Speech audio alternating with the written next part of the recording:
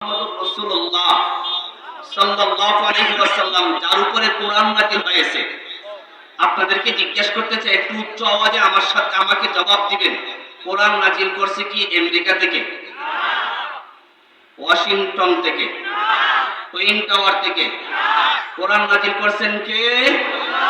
জোরে বলেন কে? আল্লাহ কখনো মিথ্যা কথা বলতে পারেন?